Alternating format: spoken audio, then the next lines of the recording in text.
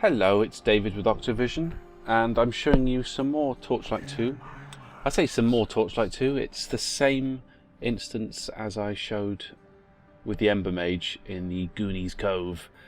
This is the Ghost of Plunder Cove quest, and here's me just getting it from the ghostly fisherman outside. I actually missed off the start of getting the quest on the last video, so I just managed to catch it there. And here we start in very much the same place. Now this is the engineer. Two main weapons that I've been using with the engineer. The first, as you start off with, is a great weapon, so a big two-hander, and you start off with an enormous wrench. And you can also use these sort of cannons, looking very much exactly like a cannon, but with handles on it. So the attack I'm using at the moment is called a blast cannon, and it does very high DPS. And it decreases enemies' armour, and also has a chance to blind them at higher levels. Now, this is something I'm hoping that they'll change.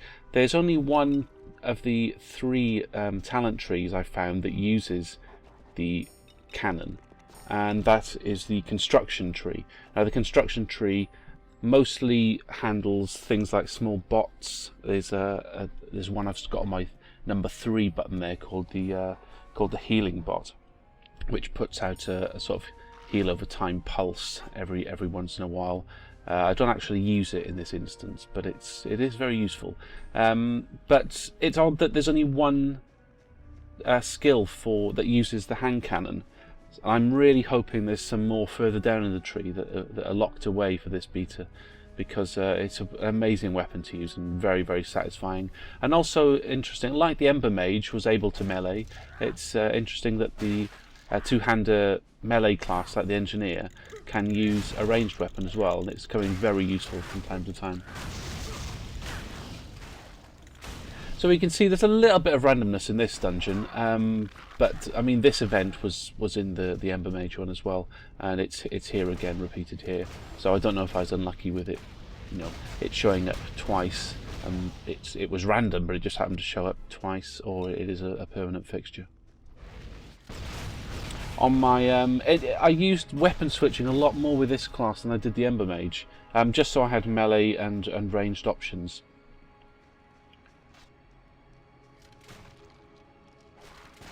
So on there I'm using a great sword, a big two-handed sword, and that hammer move there was called a flame hammer, which does damage and applies a dot, and it sort of spreads fire out and hits a big cluster of enemies. It's very satisfying to use. So there we go, I've just triggered that event by emptying the chest. A couple of elites again. I think I'm a bit lower level here than I was with the Ember Mage, so they're a little bit more difficult, but still nothing a big cannon to the face can't solve. I won't talk too much about this particular instance. If you want to hear my thoughts on it, then be sure to check out my Ember Mage video where I talk about the actual instance a little bit more.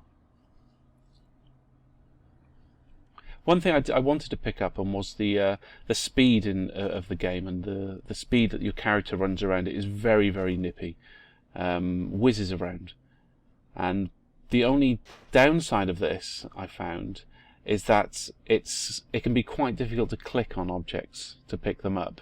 I often click somewhere near them because I'm in the middle of running. I'll try and click on them. I'll overclick.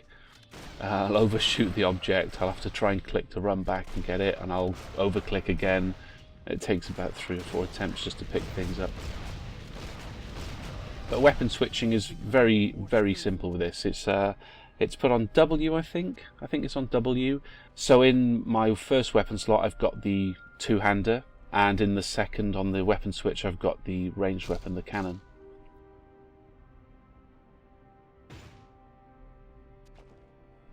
Now, because there's only one, apart from an auto attack with the cannon, the only special move with the cannon is blast cannon. I've put that on tab. If you see in the bottom right next to the mana globe there, you've got the big hammer icon, the attack, that's the flame hammer, and the little thing next to it is the blast cannon.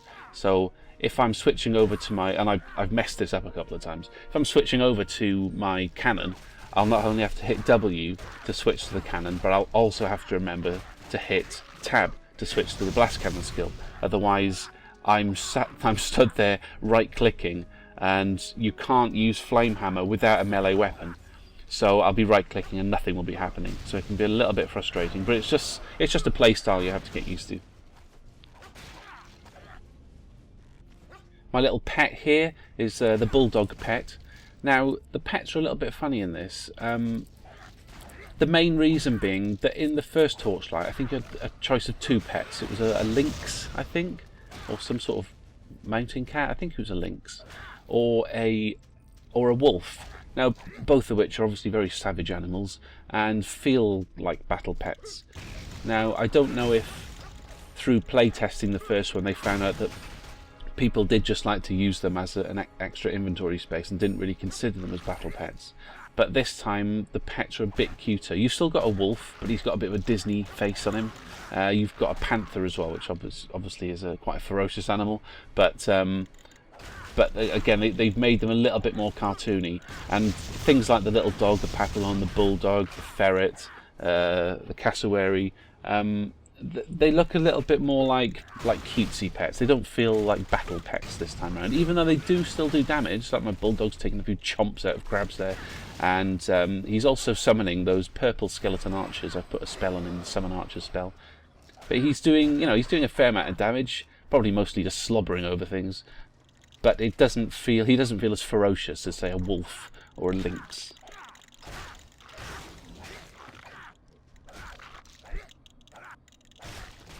Another one of the spells I've got on mapped to my number 4 key is a seismic slam, and it's your usual sort of stomp move in which you stun, and it can interrupt, and it can put a dot on things as well.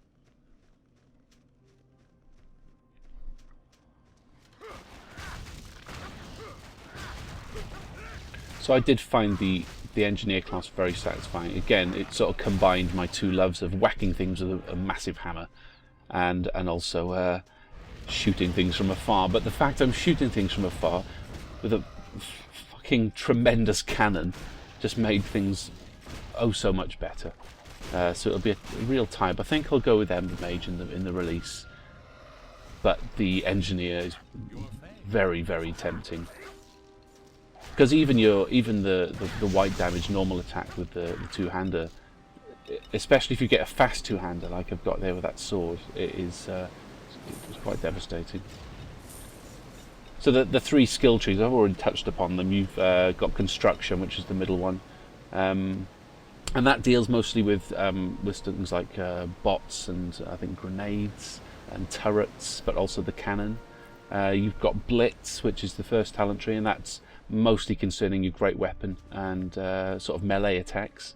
And then the third one is Aegis, and from what I could see, I didn't spec into that one, but it looks mostly like shielding, as it's quite descriptive being called Aegis, but it was mostly sort of shield and defensive abilities. So maybe if you're on a bit further into the game, on a harder difficulty setting, playing with some friends in co-op, and you want to sort of do a bit of tanking and be a bit protective, then maybe you want to spec into that. But it's not something I wanted to go into. I felt I needed to go into in the single player game.